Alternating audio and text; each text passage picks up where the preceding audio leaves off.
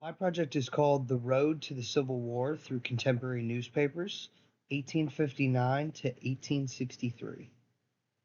I looked at three newspaper issues from USC's America's Historical Newspapers database. I chose one about John Brown in 1859, one about South Carolina's secession in 1860, and one about the Emancipation Proclamation in 1863. I picked these because they create a clear timeline. They show the country moving from political tension and violence to secession and then to a civil war that became increasingly connected to ending slavery.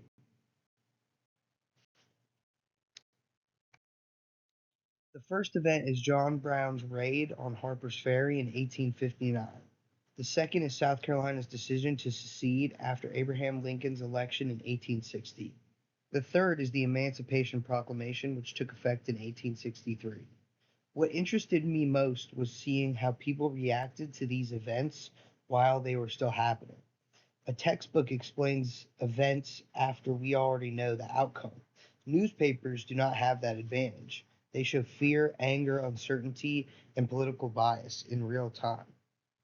Lecture 20 explains that the conflict over slavery in the Western territories became more intense throughout the 1850s.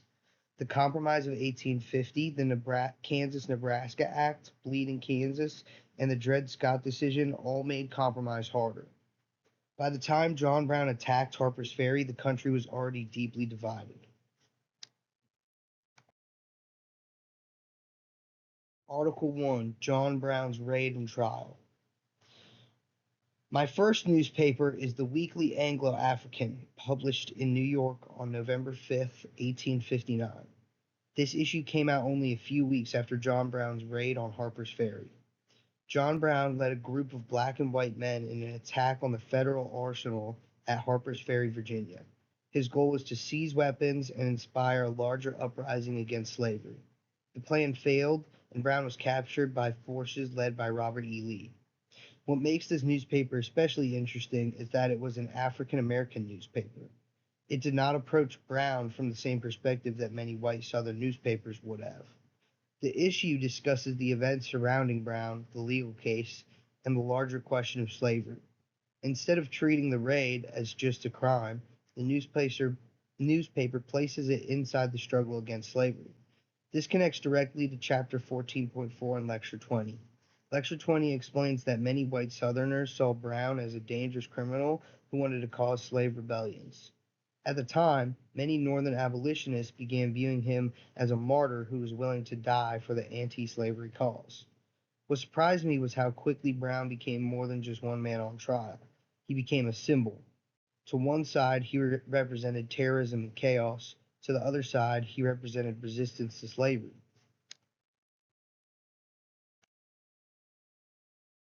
John Brown's raid did not cause the Civil War by itself, but it made the sectional crisis much worse. The raid strengthened Southerners' fear that abolitionists were willing to use violence. Many white Southerners already believed that the Republican Party threatened slavery. Brown's actions seemed to confirm their worst fears. At the same time, Brown's willingness to die made him more respected among some abolitionists. That made the political divide even wider. The newspaper also shows that people were already debating whether the violence was justified in the fight against slavery. That debate was no longer theoretical. Blood had already been spilled in Bleeding Kansas, and Brown had been involved in that violence before Harper's Ferry. This is one reason I think John Brown is an important starting point. His raid showed that compromise was breaking down and that the slavery debate was becoming physically violent.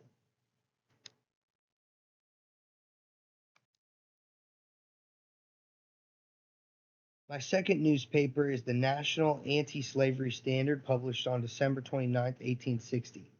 This issue came out shortly after South Carolina became the first state to secede from the Union.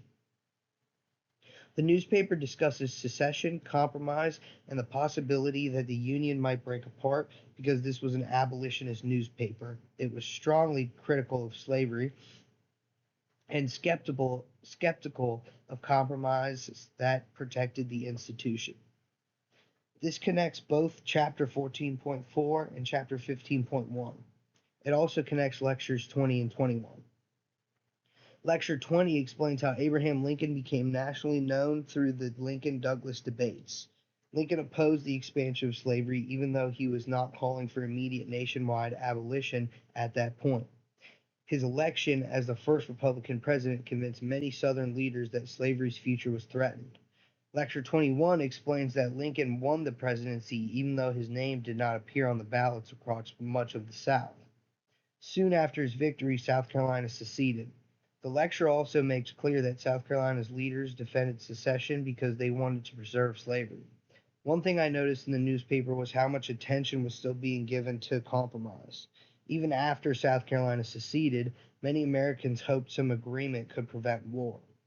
Knowing what happened next made those discussions feel almost desperate. The Civil War had not started yet, but the political system was already failing. My third newspaper is another issue of the National Anti-Slavery Standard. Published on January 10, 1863, contains a major article called the Proclamation of Emancipation. This article was published just after the Emancipation Proclamation took effect on January 1st, 1863. The proclamation is important because it changed the meaning of the Civil War. At the beginning, Lincoln's main goal was restoring the Union. He did not originally describe the war as a total effort to abolish slavery everywhere. Lecture 21 explains that this began to change as enslaved people escaped to Union lines and as Lincoln recognized that slavery was one of the Confederacy's greatest sources of strength. The Union victory at Antietam also gave Lincoln the opportunity to announce the proclamation.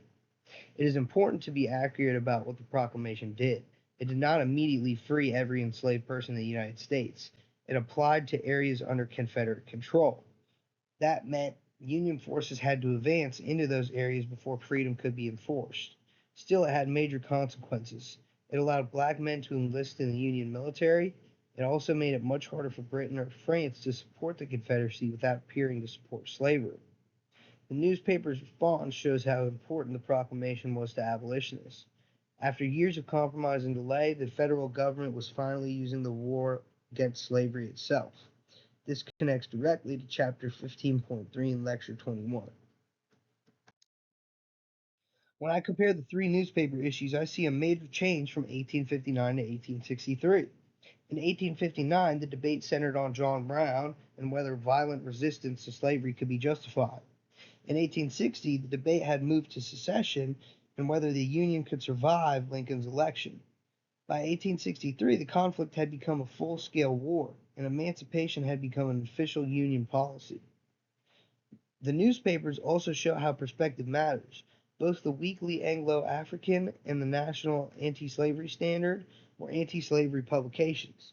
They viewed slavery as the central moral and political problem facing the nation. A pro-slavery Southern newspaper would have described these same events differently. It probably would have been focused more on Brown as a terrorist, Lincoln as a threat, and emancipation as an attack on Southern society. That difference is important because newspapers did more than report events. They helped shape how readers understood them. The main thing that surprised me was how clearly the newspapers showed the collapse of compromise.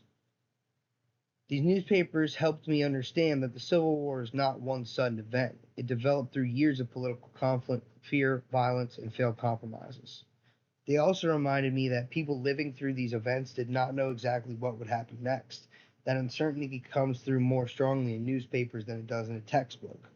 Overall, the three articles show the country moving from a sectional crisis to disunion to emancipation. They also support the main point from lectures 20 and 21 that slavery was at the center of both the causes of the Civil War and the way the war changed over time.